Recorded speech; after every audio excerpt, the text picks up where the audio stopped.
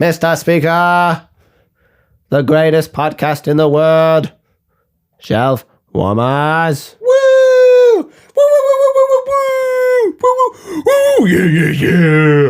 Yeah, yeah, yeah! Woo!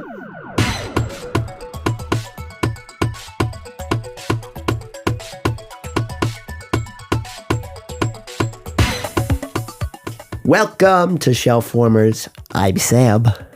And I am Andrew. And I got a little bit of a cold. I think we can both do a better JFK than Jeffrey Donovan. Jeffrey Donovan as John F. Kennedy, of course. Does Donovan play Kennedy or does he play Bobby? He plays Jack. Oh, he does. Yeah. Oh, your notes encrypted there, buddy? Oh, guess we have to scrap the whole fucking episode. Yeah. You're like, they're all fine. Like, all your notes is just are now completely I had Jennifer Jason Leigh down as LBJ here in my notes. I don't think that's accurate. Similar JJL. Another JJL performer. My favorite president. It's like a Simpsons gag. My favorite president. JBL. JBL. And the speaker is waterproof. If you get some blood on your lovely speaker when you're cruising with your top down in Texas, the JBL will survive. I feel like your voice is actually pretty good. I feel like we've done many Massachusetts, Boston voice before, but that's pretty good there. Oh, thank you. I slip in and out. I think maybe the impeccable accent work of Jeffrey Donovan from Sicario. I lost it there a little bit. Oh no, you got a little bit. Little bit. Bird Notice. LBJ. 7 seasons of Bird Notice, highest rated show on cable on USA Network. Nobody fucking talks about it, but we love it. We love it. We get 6-episode shows in the UK. We want 500 episodes of Bird Notice. Your well is deep, bro. It's very deep. I watched Bird Notice as a child I'm because sure you did. I'm a big fan of Bruce Campbell. Love Campbell. And what is this? Well, this is a podcast where what? Wait, is Andrew gonna do the first part? Everyone, I've been angling for this promotion for a while, so little switcheroo. Yeah. Okay. Should I do it in normal voice or JFK? Do it in my voice. And this is a podcast where we watch and discuss movies from roughly 2012 to 2020, aka the pump and dump period of Hollywood. Not exactly a golden age, but definitely a high time, but definitely a time of high fertility for Tinseltown. So fertile, in fact, that we didn't see many of the movies produced. You went full Porky Pig. Good, bad, or just meh. We're gonna cover it all. If it's been sitting on the shelf, well, that's all, folks. It's time to take it down, folks. And today we are covering LBJ, the 2017 film. I looked it up and it kept saying it was a 2016 film. I thought it was 2016 too. But upon further scrutinization, it came out in November of 17. It premiered at TIFF in September of 16. And they sat on it for 14 months. That's insane. They were like, it's not ready for award season 2016. Has to be 2017. What do you think that means? Do you think that means they tweaked it? I think. Why wait a year plus? It feels pretty short, so I feel like maybe they cut stuff down, and also maybe I bet they didn't have a distributor for this. This is an extremely short film. It's like 87 minutes or something. Yeah, and also Reiner was not really in his prime at this point, so I feel like it's probably hard to get a film made for him. That is one of the things I wanted to discuss. But LBJ, which you might know, it focuses around Lyndon B. Johnson, the U.S. president, following the assassination. Some people probably have. Some people listening probably have not fucking heard of LBJ. Following the assassination of U.S. President John F. Kennedy, and this was directed by the late Rob Reiner. This is our Reiner tribute episode. Wish it was a good one. I was hoping this would be like, they went out on a bang. I think it was the most depressing part about doing this was we got this Rob Reiner film that nobody really knows about. It could be good. I looked on Letterboxd and none of my friends had seen it. And I was like, oh, okay, cool. And it's just so nothing I thought this would be like a kind of like a nice. It's a classic Wikipedia movie. Yes. Where it just kind of plots along and you learn things about LBJ. I actively remember when he was on The Bear this season because I saw it on Reddit. Yeah, that he was in The Bear, and then this was even before he passed away. I was curious. So I was like, wow, he's not done anything in a while. So then I looked at his Wikipedia, and I saw that he directed this, and I went down the rabbit hole of this. I also meant more like the movie itself is like a Wikipedia article. Oh, sure. Yes. But yes, this is also something you would find on Wikipedia. You're like, what the hell? Rob Reiner. I feel like it's kind of the point of the movie. I keep going to say sorry, bro. I keep meaning to say like LBJ, but I keep instead almost saying like JFK. Yeah. Because it's the better. Well, there's a line in the movie where, I don't know if it's true, but they're like, well, he only started calling himself LBJ after FDR won whatever. Which is smart. And he'll never be FDR, and he's certainly not JFK. Mm-mm. But, I don't know. I feel like LBJ, I refer to him as LBJ. I'm not like Lyndon Johnson. Yeah, I also don't know it. I also, before this, I did not know his middle name, so that's also why I would not have said that. Baines. Oh, sure. Bobby, why do you not like me? I was born in Texas. Your father likes me. Your brother likes me. What is your problem with me? Well, Lyndon Baines, you're not a very nice fella, and we both have funny voices. You're trying to keep me in the pit until 68, aren't you? That's why you've locked me away in here. You don't even see me as a threat anymore. You've taken me out of the game. And for that, Bobby, I'm going to break your back in San Francisco. Thank you, Lyndon. That was very nice.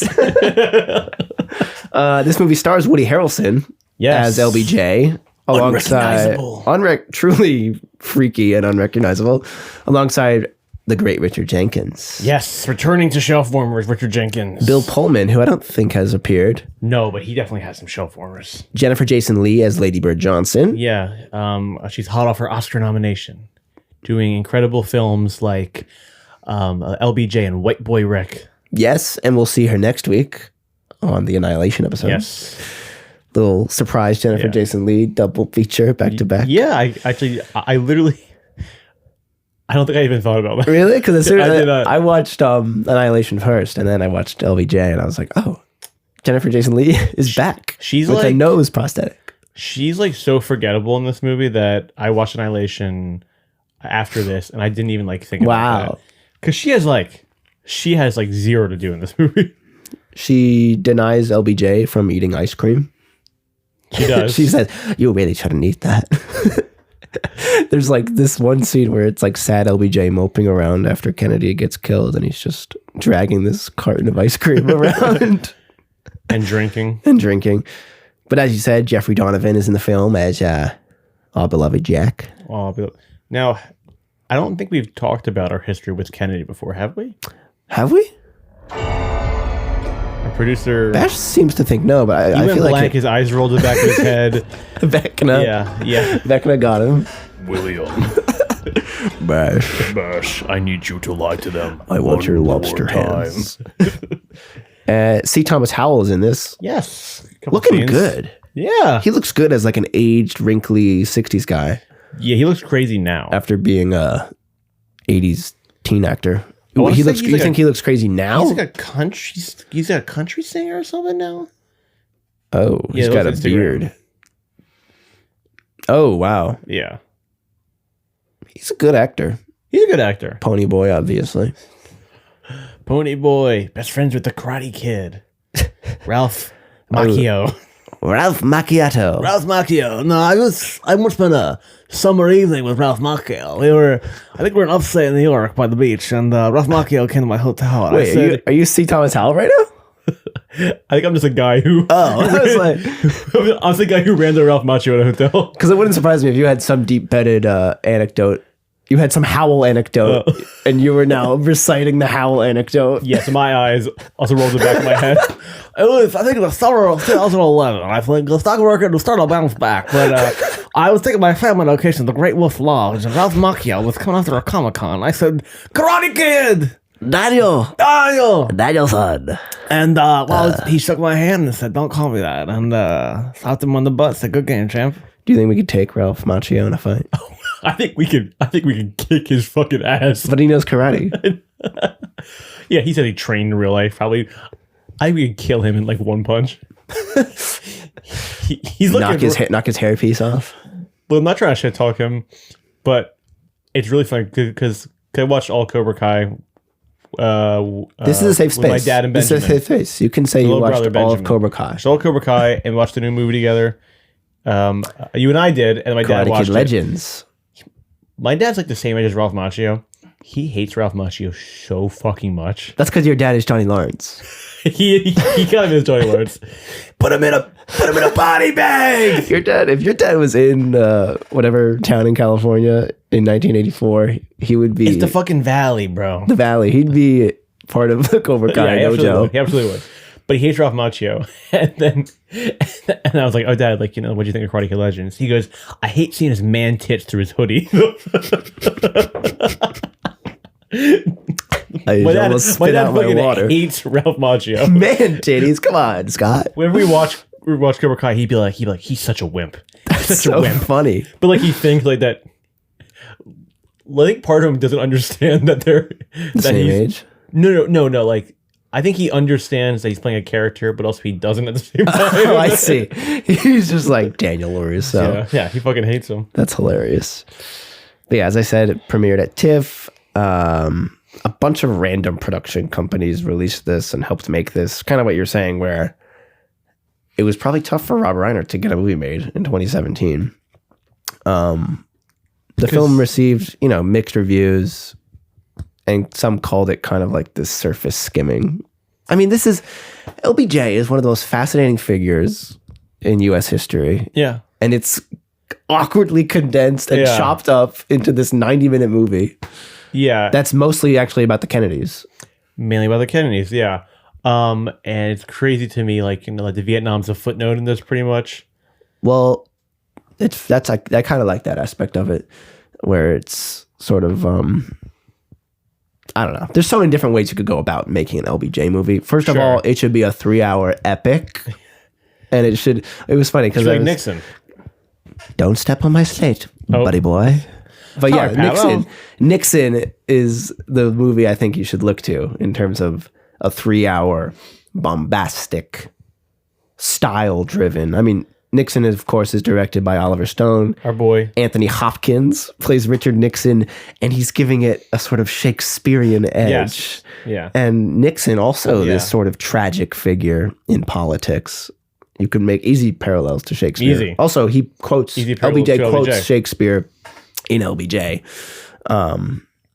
But yeah, I wish this movie had a little more sauce.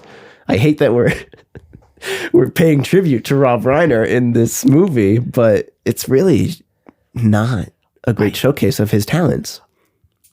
I wonder why he made this. Well, he's definitely a Kennedy nut job. He is? My dad raves about this podcast that Reiner did a few years ago, all about the assassination. Oh, really? Yeah, and it's hosted by Reiner, and he talks to all the people. Yeah. I had no idea about that. Check That's crazy. My dad was funny, though. He was like, after he passed away, he was like, Sam, I tried to listen to the Reiner Kennedy pod, and I just couldn't do it. Wow. It was too sad listening to his voice. Because I feel like there are kind of like parallels between the Reiner family and I think the Kennedy family. The Kennedys. In terms of this is a wealthy, like dynasty of like people and talent. Yeah. And I guess if Carl died at like 100 in like the 1920, he probably was a Kennedy guy. Totally. Kennedy donor. And Rob Reiner and Woody Harrelson said like during the press tour of this movie that they were not LBJ fans, obviously because of Vietnam. Sure. But as you dig deeper into LBJ... Because he's meathead and all in the family or whatever his name is. Right. He's like the young liberal. Yeah. The young kid. But as they both kind of discovered, there's more complexity to this guy. And LBJ, I mean, I'm not here to defend LBJ, but he was dealt a shit hand. Sure. Which is, and I really want to read the Robert Caro books about LBJ. Do you know about these? I do not. Robert Caro is like this historian author. Yeah. He wrote the book on Robert Moses, the Power Broker, which is a huge, like, dense fucking book. I also want to read. He was on Conan or WTF. Yes, he was on Conan. Yeah. And also probably WTF. But he has spent it's not even done yet. He has spent 50 years working on these LBJ books. And he releases them like every 15 years. And it chronicles his whole life. So it starts with him as a kid in the Senate. Then it goes into like the first Kennedy term. Then it goes into all the stuff in his first term, into Vietnam. It's just like, it is like this epic Shakespearean look at, again, one of the tragic presidencies. He must have been pretty mad then when he spent 50 years doing these books and 50 years in Rob Reiner just as a masterpiece and dunks on 87 minutes. Gets the whole thing out. Gets every single ounce of history. But even the shits. He includes his famous shits in the movie. He includes his shits. Yeah, there's time dedicated in this movie to LBJ shitting, which is funny. Vietnam's like, I'm going to kill those commies. and that's all it is. Well, yeah, that's all. But there's also all this other stuff. I mean, so much has been said about LBJ and Vietnam. But even in JFK, the movie we love. Yes. I did jump a little bit over that, but yeah, we love JFK. Johnson is depicted as this evil guy who's just like, you get me the election, I'll get you that damn war. And he's this shadowy figure, and he's depicted as a possible conspirator. I guess I also didn't have faith in Johnson because I believe into the conspiracy theories from Oliver Stone presenting. I'm like, this guy's a piece of shit. I know what he did. I know what he fucking did. It's crazy. And it makes sense that you'd want to make a movie about him, especially Rob Reiner, who's such a history buff type of guy. Yeah. And he has made these sort of raw American movies, like The American President, which is a very ideal, Few Good Men. And that's kind of what I was hoping. I was hoping it would kind of dip into that idealistic look at our country. And it kind of does, but it doesn't fill you with the same warm and fuzziness, I think partially because A Few Good Men and The American President are penned by Sorkin. Yes. And that's a young, hungry Sorkin. That's not washed fucking Ricardo's Trial of the Chicago 7. Yeah. I guess it's similar to more Trial of the Chicago 7 Sorkin than A Few Good Men Sorkin. Yeah, it's also, I just don't care or buy after the third speech about LBJ being like, I'm not a racist. Yeah. I'm like, you probably were. I'm like, you were. He did that.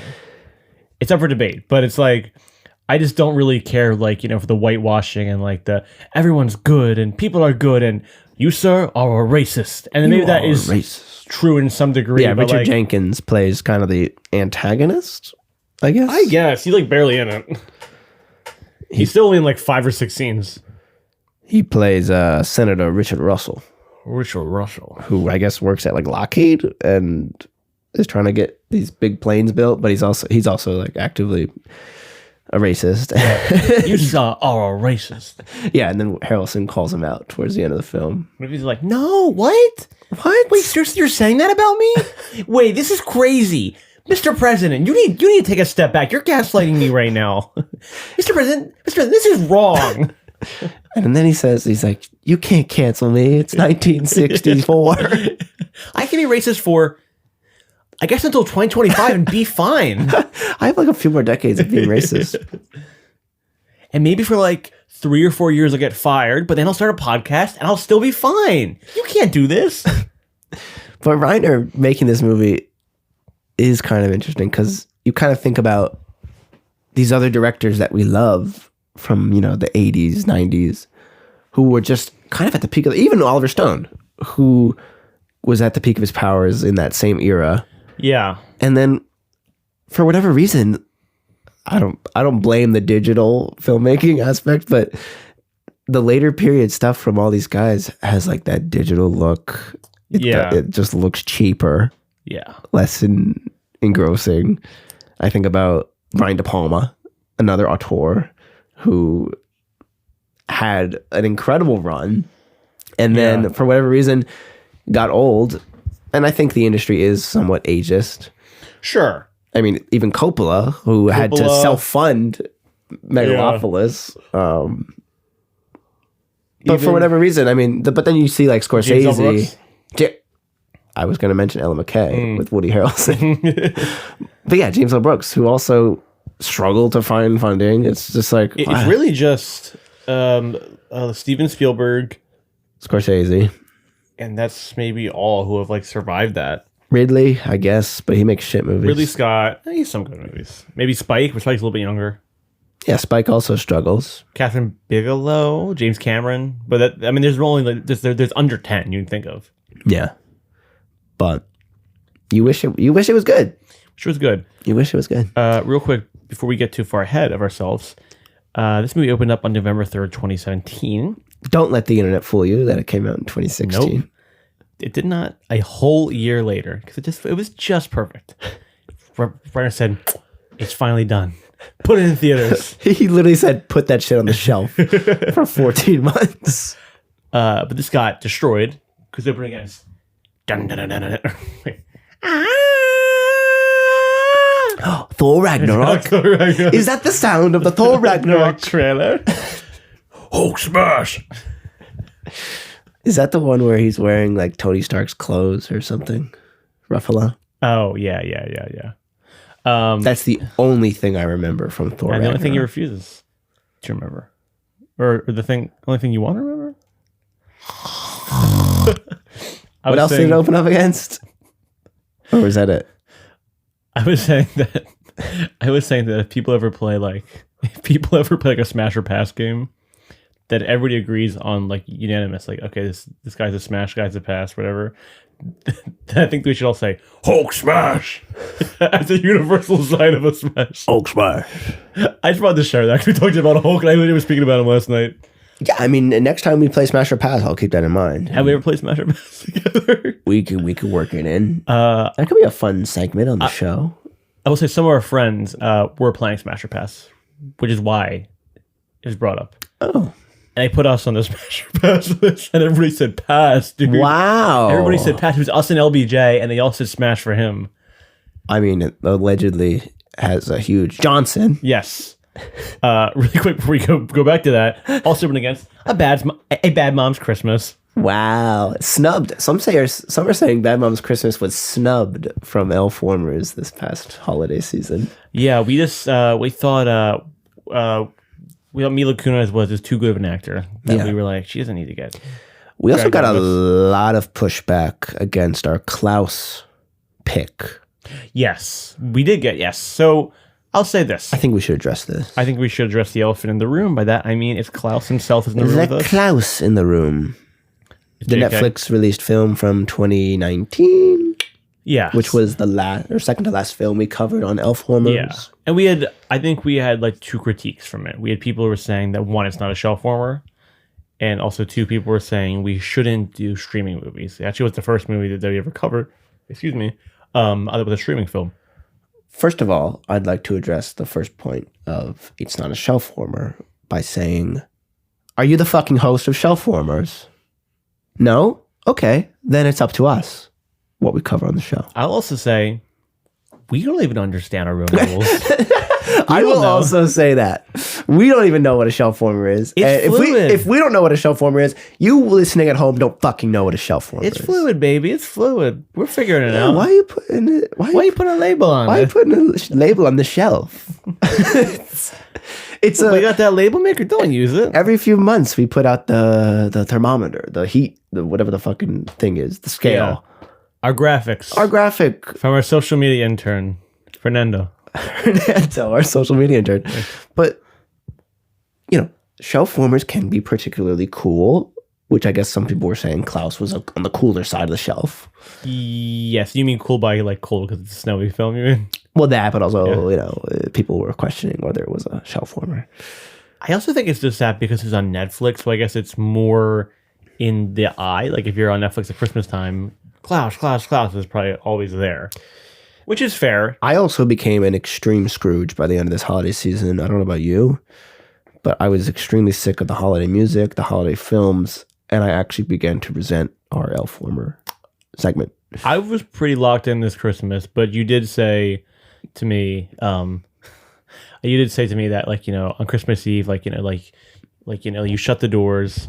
They told Bash you couldn't, and Bash was like, please have the day off. And you're like, no, you work on Christmas. And you shut your doors. You turn the heat off. You sat in front of your fireplace and you were like, I want this podcast to end. Andrew was dead. I said, I wish shelf-warmers never existed.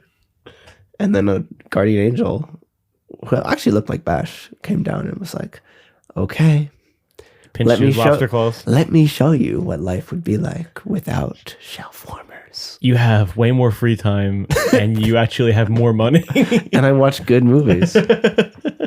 That's also what I think people misconstrue about shelf-warmer. They're like, it's not a shelf-warmer. That's a good movie. Yeah.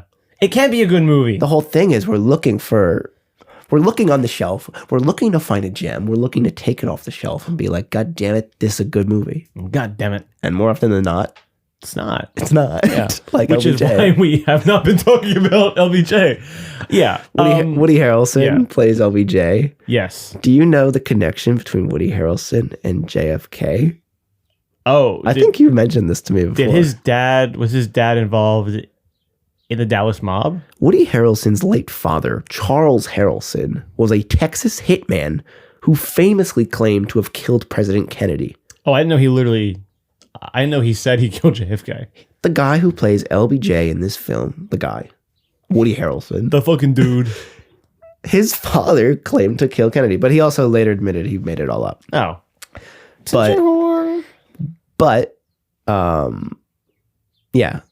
Charles Harrelson, Woody Harrelson's son, or his father, he left Woody as a child, and Woody never really had a relationship with him. Yes, and his father also might be the father of Matthew McConaughey. Yes, in April of 2023, McConaughey claimed that he and Woody, who have been longtime friends, I think even before True Detective, they fucking dirty pot smokers. McConaughey? Yeah. Really? Yeah. Bro, come on. He seems to me... All right. Okay, that makes me like McConaughey more. For whatever reason, I thought he was more like... Gas station wheat cart. McConaughey, says that it's possible that they could be half-brothers, which is pretty crazy. But yeah, Woody... He was a boozer? Wait. I just thought he was like, green lights, man, green lights. I don't need weed. Like, it's all about... He's drunk driving. You just got to know when I'm in the back of my Lincoln. You just got to know when to pick the right stop. I just had 4 surf sides in my Lincoln. See, now with my cold, I feel like I can easily do the McConaughey draw. All right. The Jim Carrey line from SNL. I'm rolling this booger in my fingers.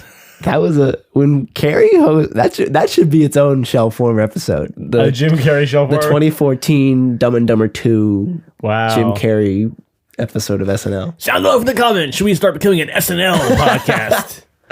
It's Shelf-Warmers. We got so tired of catching shit for what is and isn't a Shelf-Warmer that we decided to ditch it all and do a very specific episode of Saturday Night Live. Also opening and limited, Last Flag Flying and Lady Bird. There you go. That's how to get that out. Last Flag Flying, which we'll definitely cover one Steve day. Carell. Number 3. He might be the first in the 3-timers club. Behind GGL. And Shannon. JGL and Shannon and Jennifer Jason Leigh after next week. Yeah. And I think Jenkins is probably up there. Who will be our first Oscar member of the 5-timers club?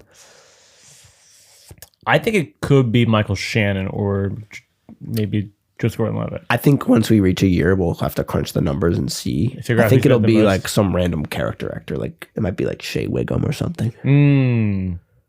He's definitely popped up once or twice. Yeah. But I do think Harrelson gives LBJ the humanity that maybe Reiner was looking for. Yeah, he's good in this. He is masked in this 2 hours worth of makeup. How do you feel about something like this? Like, like when an actor puts on so much makeup that they become a disgusting freak. Well, I'll show you the image on Letterboxd because why are you laughing? It's a scary. This image has been haunting me.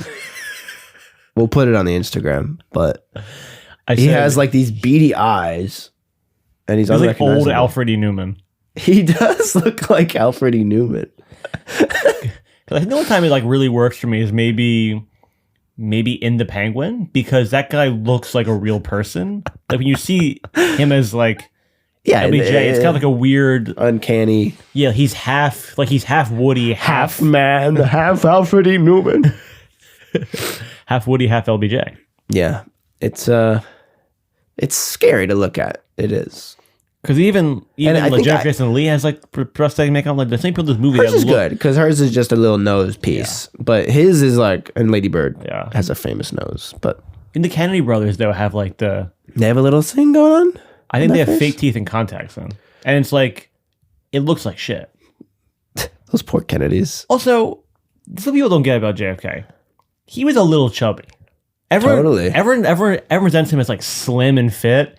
He like had like the worst scoliosis and back problems in like the world. He was in constant pain. He was not in that good shape. No, he was a little chubby, and that's okay. Everyone's like he's the most handsome man alive. He was handsome. He's a little chubby though. I want chubby JFK. The longer you look at JFK, the more creepy he actually looks. Yeah, like his looks like Schlappe.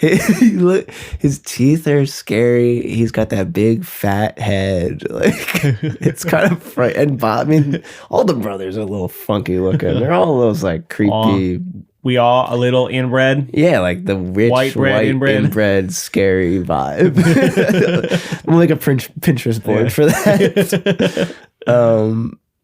But yeah, I think even though it is scary to see Harrelson in the makeup, I can't think of anyone who would be better. Sure, except maybe LBJ himself, or maybe Bryan Cranston. Oh yeah, in All the Way, which came out like 6 months earlier, kind of like a Deep Impact Armageddon type thing. Yeah. I think Cranston's a better actor than Woody, so. And he naturally looks more like LBJ. Sure, yeah. I think I actually found something with the makeup artist for the film. Was saying how it took 2 hours to transform Woody Harrelson into LBJ, and it was a difficult, frustrating experience for everyone involved, since Harrelson's head was actually a different shape than LBJ's head, and they were fixating on trying to make it work, and it was a process that Woody did not enjoy, and ultimately the makeup designer was not happy with the outcome. So he was probably like stoned as hell and was like touching his head, like putting clay around his head. Well, this is actually what I wanted to touch on with Woody. It's like, he's a weird looking guy. Yeah. But he's also works a shit ton. He's very popular. Yeah. And also smokes weed. Like, how is he so productive in this kind of back half of his career? I think he's probably like an offer only guy. Like, he probably hasn't auditioned in like years. So people are just like, hey, like we need like a weird guy who's also still kind of a movie star. Woody. I mean, he works a ton, dude. I mean, this was post Haymitch. This was post Now You See Me. True. Pre Ella McKay. Which we loved. He's also, I like that he's in his a little hat phase of his agent's career now. Yeah. He's wearing a little hat. Every era has a little hat guy. Yeah. He's always walking around. I guess he's a little fedora. He just rocks the bald head now? He's been bald for a while. See, I feel like my image of celebrities is like 15 years delayed. Like, I still think of people from like 2010. Sure. So you're still thinking of him like in Cheers. Yeah, my cultural reference point for Woody is Cheers. Yeah. My favorite Woody is probably Kingpin. Ooh, what's my favorite Woody? Probably, I'd probably say Toy Story. That's your favorite Woody? Yeah. I mean, it's kind of hard to nail down a plot for this movie. It's just kind of like these moments throughout his life. And by life, I mean like 3 years, pretty much. When he was the whip, right? And then also when he becomes and then a little bit as vice president, and then a little bit as president. Yeah, it's basically framed all around the assassination, which is so fucking boring. I'm sorry. I'm so sorry. It sucks. All this shit sucks ass. It was so funny because I watched this movie with my grandma, And it's like that boomer fixation with the Kennedys. Yeah. Granted, you and I think, like the Kennedys more than the average bear. We have a pitch That's right, boo-boo. for the Kennedy film. Yes. Which maybe we'll divulge into later. Maybe we don't spill our secrets in this podcast. But the boomers love the Kennedys. And I told my grandma, I was like, I just feel like this would be better if it wasn't all wrapped up in the Kennedys. Yeah. And she gave me like the nastiest look and like really pushed against me. He died for his country. And like by the end of the movie, I was like, all right, that was kind of whatever. She was like, I think it was extremely watchable.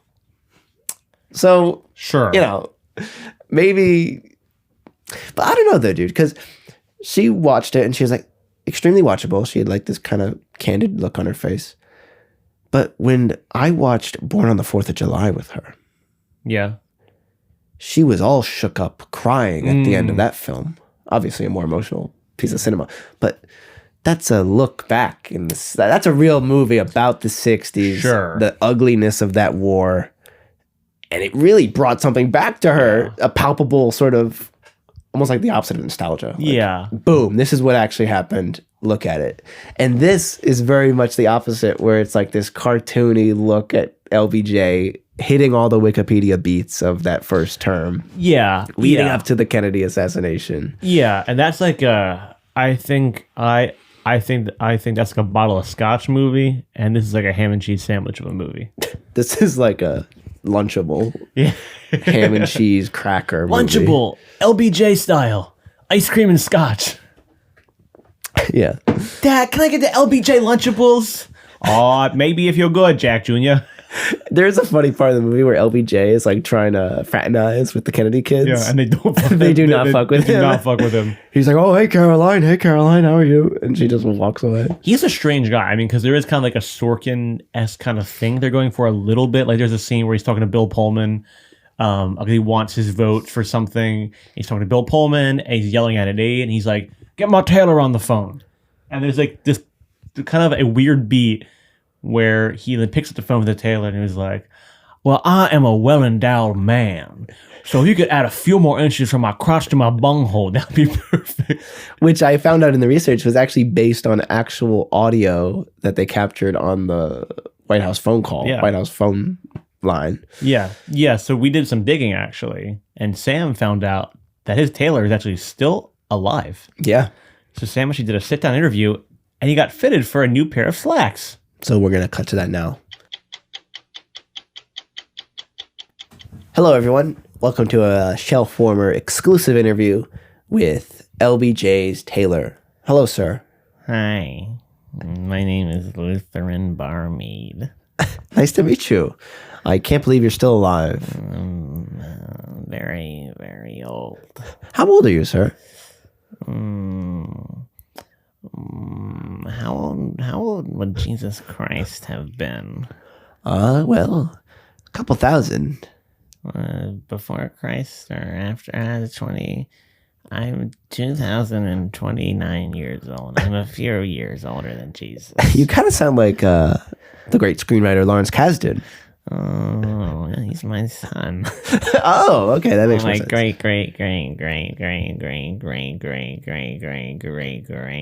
and there's more, but grandson. Wow. So what was it like being the tailor for the president, especially with his Big Johnson? Well, everybody forgets that I also did it for Washington, but Washington had a little shrimp dick, so nobody wants to talk about that. But you know the iconic crossing the Delaware? Yeah, I actually just saw that. I was under him fixing his pants. I made the bulge look bigger. I stuffed it. Ew, dude. You know his wooden teeth? Yeah. They weren't wooden. They were made out of felt, and I made them myself. Jesus Christ. You're just having old felt in your mouth, ew. You're giving me the creeps, man. So what was it like with LBJ? I mean, we're doing the LBJ episode. I'd love for you to... Good guy. Good guy. I thought what he did in Vietnam was spectacular. Really? How I stay alive is I harvest organs. When something in my body becomes sick, I use my thread and needle and I cut it out. Ew. And I find somebody new and replace it with fresh and youth and longevity. Okay. Keep me alive. You don't happen to have an appendix bursting soon, do you? Well, you're out of luck, sir. My appendix got taken out 12 years ago. Oh, rats. Wait. You're looking at me like you want to I'm getting do closer something. to you. I thought you were here for a pants fitting. Oh, God. I'm just here for an interview for Shellformers, the respected podcast. You don't want a custom pantsuit made? After what you've told me today, sir, I do not want that. Well, let me just measure you a little bit. Okay. This is my trusty tape measurer. This is the same tape measurer that measured the curvature of Washington's asshole.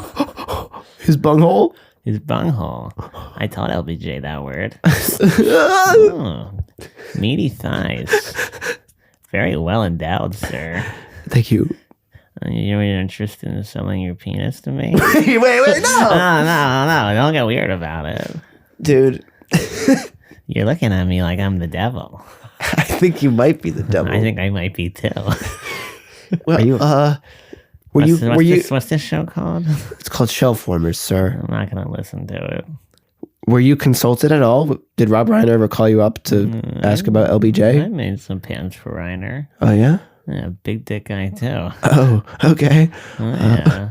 He said, is it true he was well endowed? That's the term he kept saying. I kept saying, what, he has a big dick? That's what I kept saying to him. Spade's a spade. Does he have a Johnson? I said, how Lyndon's his Johnson? And he said, that doesn't make any sense. Yeah. And I said, I think I need fresh blood pumped into my brain. And he hung up on me. All right. Well, thanks for coming on. And this has been an exclusive Shellformers interview with Lutheran Barmead. Thank you, Luther. Like I said, come down to Barmead's. I don't think I'm really comfortable with you plugging your business, if that's okay. Oh my God. Can you please fetch like a glass of water? If I don't drink water in the next you need water? 10 seconds, I'm literally gonna explode. Bash, let's get the fuck out of here right now. Please, I need my water. I'm fading fast. Let's go.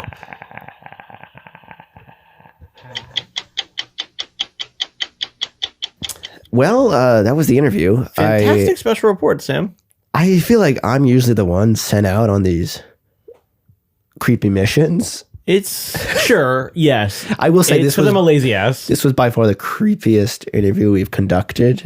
I'm not even sure. I think you were the one who kind of were emailing with him. Well, he didn't do email. He sent me some letters, and I think I pricked my finger on one, and then like the blood like absorbed into the paper, so and it just disappeared. It just disappeared. So he's got some weird stationery. Yeah, he maybe has my DNA now. Okay. Yeah. So if you see him with like my head anytime soon, that might be the reason why. I hope I never see him again. I'm not sure. Bash like ran out of there behind you. I followed you to the studio. Kill him, Sam! Stomp on him! Jesus Christ! How long is he? You think he's been there the whole time? It looks like he's a sleeping bag. I think set up like under the desk, so maybe nights. He's rolled up. Yeah, he's rolled up. There's I thought you said he was the sleeping bag. Oh no, he was sleeping in one, but he does look like a sleeping bag. That's what I think. He looks like a rolled out sleeping bag. Yeah, I guess he said he worked with Reiner. But yeah, this is not Rob Reiner's finest film. No, top 5, 10, yeah, maybe like top 3. I mean, how would you rank his top 3? Yeah. My personal favorite is probably Stand By Me. It's probably my favorite in terms of just soul and really showcasing what he does best. Yeah. It's short. Both short movies here too. Toy. Really great, kid performances. You got Richard Dreyfuss at the end as the writer. Great soundtrack, phenomenal soundtrack. Yeah. And it's kind of the best version of a boomer looking back at his youth. It's kind of better than Stranger Things. Oh my God, dude. We don't have to talk about it. Well, just briefly, Mike becoming a writer. When the fuck was Mike ever this master storyteller? Yeah. And then all of a sudden in the finale, it's like Mike's a storyteller. So he's Stephen King now. Yeah, like what the fuck? Yeah, he's Stephen King now. He's looking around the table. Well, you're going to go on and do this. You'll go on and do that. I was just baffled. Yeah. Anyway, what's your number one Reiner movie? I think probably Spinal Tap. But in a weird way, 'cause I don't really find Spinal Tap that funny. I was gonna say, I thought that was your take. I don't think it's that funny, but it's such an impressive film to me. Like just the improv of it all. Like I'm so fascinated. Like just they really make that movie, and it's very good. Like it's very good. It's not funny to me, but the characters are so real, and so lived in such like a fascinating way. And he is this like chameleon director, where he kind of masters whatever genre he's working in. Yeah. It's actually bizarre to look at. I love When Harry Met Sally. When Harry Met Sally. Maybe 2. Yeah, that's number 2. I love Princess Bride. That's Princess Bride. I do feel a little not guilty. I feel really guilty about Princess Bride. I didn't watch it until I was a little older. I wish I had seen that at a younger age. Yeah. Then I think it would have been like, oh my God. Like if I was Fred Savage's age, I would have been like, oh my God. Yeah. Yeah. But that's tough because Wallace Shawn's your neighbor. Yeah. You hate my movie? I love Dinner with Andre, though. Bob Barr! Bob. What does he say? He's like, oh, fuck. you know, I don't know what the hell you're talking about right now. You know when Wallace Shawn is just like, oh, fuck. in Incredibles? I'm canvassing for Zoran. I don't have a Wallace Shawn. We'll come back next week with a Wallace Shawn. But yeah, there's not a lot of, as we said, style in this movie. It's like a made-for-TV movie. It does look like a TV movie. It's flat. It's just very uninspired. There's one shot I like, and there's one shot I really don't like.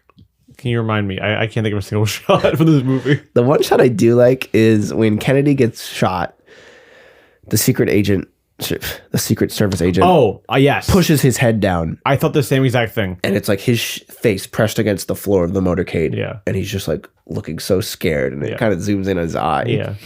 And I thought that was kind of cool. Actually, saved by the guy from Zack and Cody. Yeah. Arwen. His is Brian something. I forget his actual name. I think he was also in a Shelf Warmer recently, if I'm not mistaken. He's in Green Book. I remember that. Oh yeah, he's the racist guy in Green Book. But he posted a little video on Instagram about Rob Reiner. Really? Looking at it, he said that when he was shooting this movie, he found out that he was directed. I think he was on some Nickelodeon show, a Nicky Ricky or something. Ricky Danger? No, that wasn't that. But Stranger Things, yeah.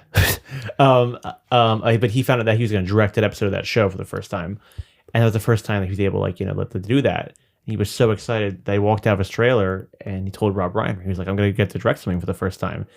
And he said that Rob was just so happy for him and so thrilled for him that the whole rest of the show he was like, "Okay, Mr. Director. All right, Mr. Director. Aww. Are you ready?" He was like, "Yeah." He was like, he was a warm guy. He was a great guy. I'm like, "Oh, that's nice that." It's nice that he was as good as everybody said he was. Yeah, that seems to be the consensus. I read the Marty piece in the Times. Yes. Which was also very sweet. Obviously, he's in Wolf in hilarious fashion. Sides? $26,000 in sides? What are these sides cure cancer? They did. Watch the Equalizer. They did actually cure cancer. Right? Yeah, the Equalizer. Righto, governor. When he's like, I love the Leo voiceover in that movie. He would get this strange British accent every time he answered the phone. Righto, governor. And then he'd hang up. That's also strange too. I watched a video a Jordan Belfort posted on Instagram. Oh wow. And it's this video that Rob he filmed for Jordan when his dad was dying.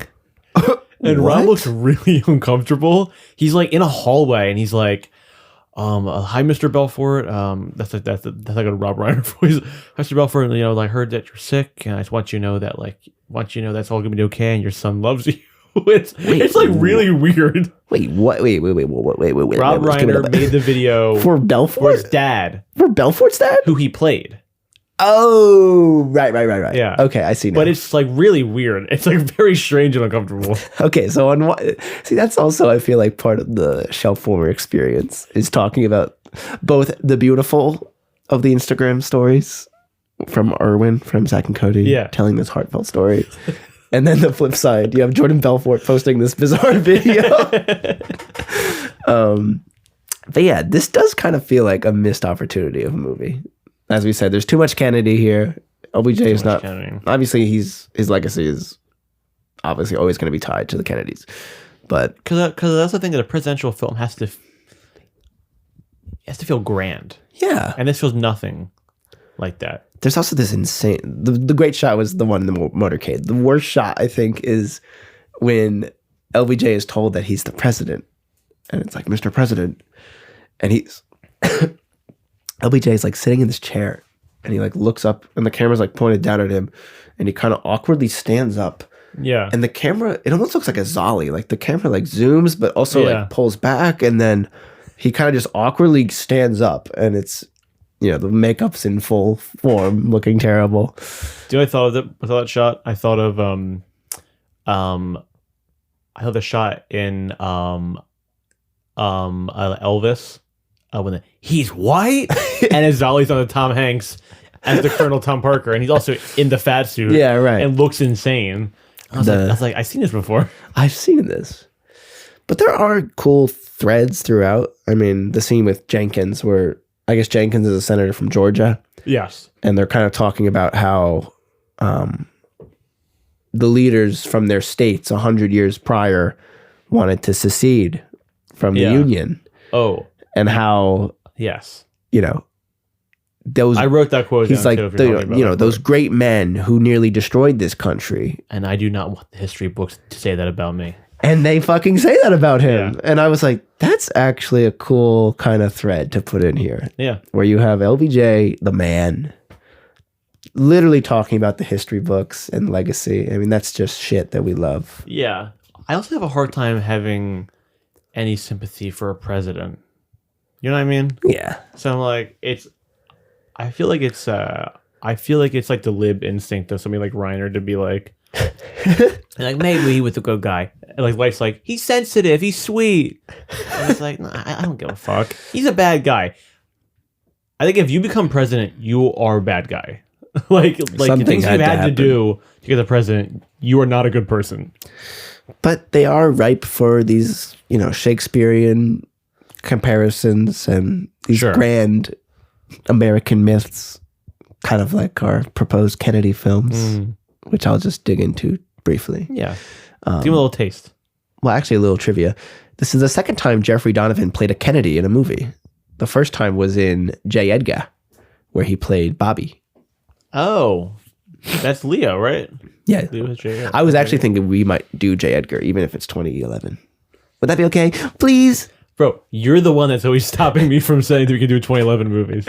But I just want to do J. Edgar, because it's Leo and Clint. Oh, I didn't realize that Clint made it. Oh, yes, my boy. I thought it was Oliver Stone. Oh, no. No, wait. Oh, but he did W. Yeah. W. Dude, I would... But then fuck, I want to do W also. I'm not doing W. That's 08. I was 6. I was 7. That's right. You were 7. But also, Martin Sheen has also played Bobby and Jack at separate times. Oh. Just kind of funny how... There's these actors who resemble Kennedys. What movies did he play them? Like these weird TV movies that no one knows about. A Latino man playing the president. Playing a Catholic Irish president. Can you believe that? But basically the basic conceit of our Kennedy films is kind of taking the structure of the Godfather films. Yes. Godfather 1 and Godfather 2. And the first Kennedy part would be focusing around the Kennedy campaign into the first term and ending with the assassination. Yes. Which would just be a brutal, tragic end to the first film. And then Godfather 2. It would be like our Defying Gravity moment. Yeah.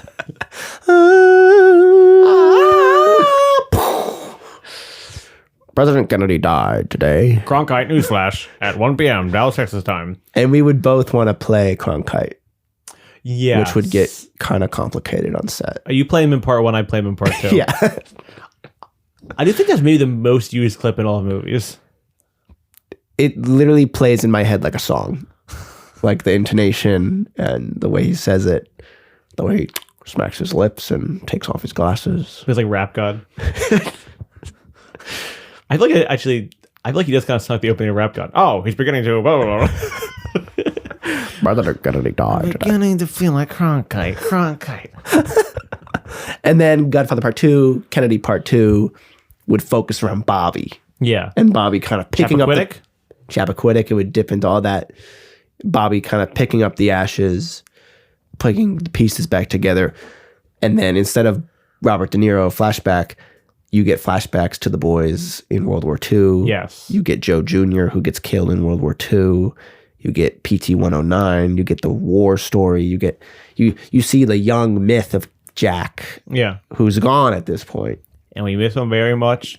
But the tragic end to the Part 2 would be Bobby being shot and killed.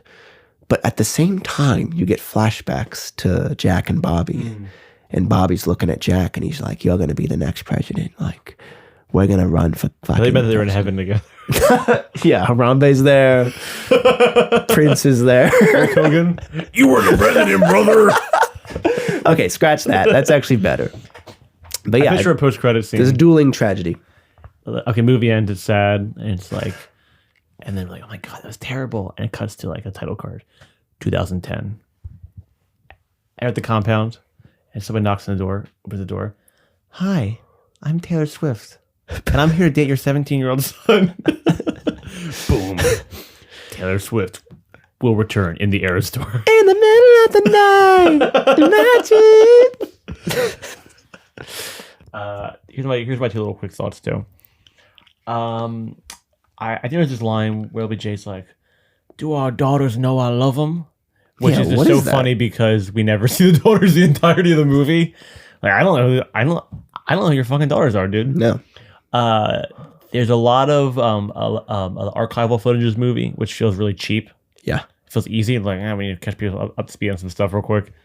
And also the end title card, it doesn't age well. Why? He was the only because they say he was the only U.S. sitting president who did not run for a second term, so he was the only U.S. sitting president who did not run for a second term while in office. Okay. Biden didn't run again. Biden, a lot of Biden LBJ comparisons this past year or 2 years ago. Damn. Yeah. Wow. Same time as Joker 2. Same time as Joker 2. A lot was going right and wrong in our country. It is going to be kind of weird. I mean, they've already done this. There's been already like fucking 3 Trump movies. But when they eventually make Biden, or when they make Joseph R.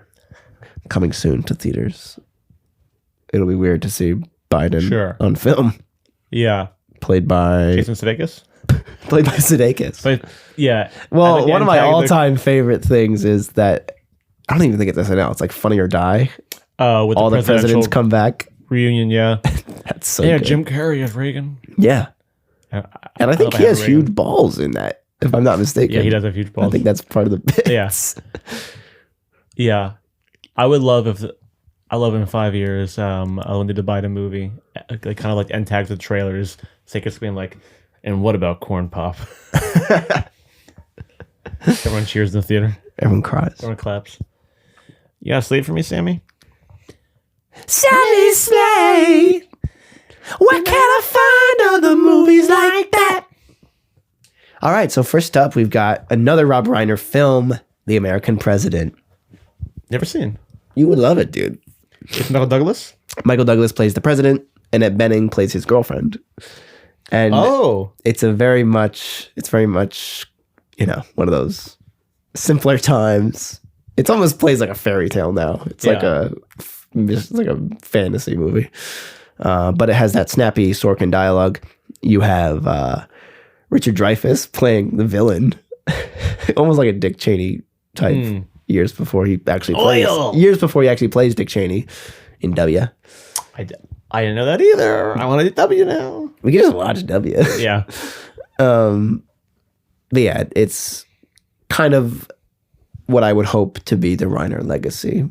It already is more than LBJ, obviously. Sure. But if you're going to watch one Reiner patriotic rah-rah movie, check out The American President. Also from 1995, we kind of touched on it. Nixon, directed by Oliver Stone, which to me is the better movie. Also a better representation of the First Lady and the President together, where you have, what's her face? What's her name? I'm forgetting too, actually. Who plays the wife in Nixon? I can't even picture her right now. Oh, Joan Allen plays Pat, which is great. And as we said, Nixon has all the pizzazz. It's almost actually more chaotic than JFK. Sometimes to a fault. Yeah, it's maybe more like, it's like more linear but more crazy maybe in some ways. Instead just like... It's a strange movie, and I highly recommend people check it out. It's a fun Don't one. be scared of the runtime. 3 hours and 12 minutes. Jesus. If you can see Avatar Fire and Ash, you can see Nixon. I would love to be tricked and have a theater full of people sat. Pandora. Oh, Odyssey trailer. What? Tricky dick. Odyssey trailer plays. Doomsday Thor variant trailer plays. Whatever the fuck. And then, boom. Williams' score comes in. I am not a rock. I'd love that. And then my last film here on Sammy's Slate is Jackie. Natalie Portman. Well, who we'll see soon for Annihilation. Who we'll see next week for Annihilation. But Jackie's great. Have you seen Jackie? I've not seen Jackie. Jackie is kind of the cool biopic where it's very contained. It's a character study. It's not the Wikipedia article. Sure. It has Billy Crudup as the journalist kind of asking Jackie these questions. And so, how did it feel when your husband was shot in the head right in front of you? Not good. He does ask some interesting questions. And I think the final 10 minutes or so of the movie is breathtaking. And it's a must watch for any Kennedy completist. I'll check it out then. This has been Sammy's Slate. Where can we find a movie like that? We just heard about it. We just figured it out. Wow, thank you. I saw Mommy kissing Santa Claus. I did see Sammy's Slate. Now, Sammy. Yeah. Okay. Picture this. You are running for president. Okay. Okay. But you won't tell anybody. You haven't made up your mind, okay? And there's this young hotshot. He's running against you. And you're like, I don't have a chance, but I want it. I want it. So you're at home one night and you're deciding, what should I do? And you see on your shelf a copy of Rob Reiner's LBJ. You're like, Libja. You're like, Libja, yes. And you're like, should I do it? Should I run? You take it off the shelf. And you're like, I could watch this man learn from the best and run. Yeah. Or I could put it back on the shelf and just give up and call it quits. So what are you doing, Sam? I think I'll take it off the shelf, check it out, and then definitely not feel inspired, not run, throw it back on the shelf, and run away. Yeah, I'm doing the same. I was so bored. This one. I was boring, so bored. Boring movie. And it's, what is it, 8? I feel like sometimes the shortest ones are the most boring. Oh, yeah. Somehow. Also, it dragged. Yeah. For a 90-minute. It's so slow. So slow. Oh, my God. But I don't know. Again, I don't know what it's missing. I think it needs those crazy Stone performances from. I mean, it does have the character. Like, it should have Jenkins reserved. dialing it up. It should have the guy who plays Bobby dialing it up, but it doesn't. No. People are scared of dialing it up. We want fun performances. And guess what you end up with? A 90-minute flop. Rest in peace, Rob Reiner. Should we do like an official thing for like, we both didn't take it off the shelf? Like, should that be like a certified shelf stinker? Sure. This is a shelf stinker.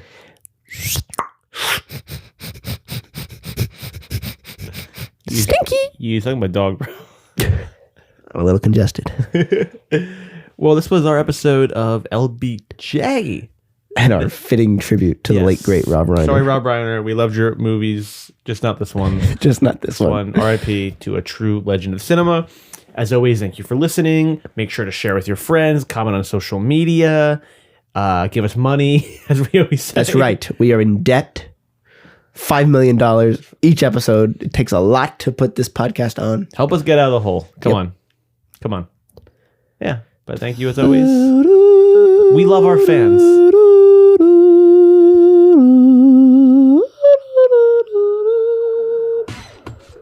Thank you for listening to Shelf Warmers. If you have suggestions for films to take off the shelf, make sure to follow us at shelfwarmers.podcast or email us at shelfwarmerspod@gmail.com. New episodes out every Friday.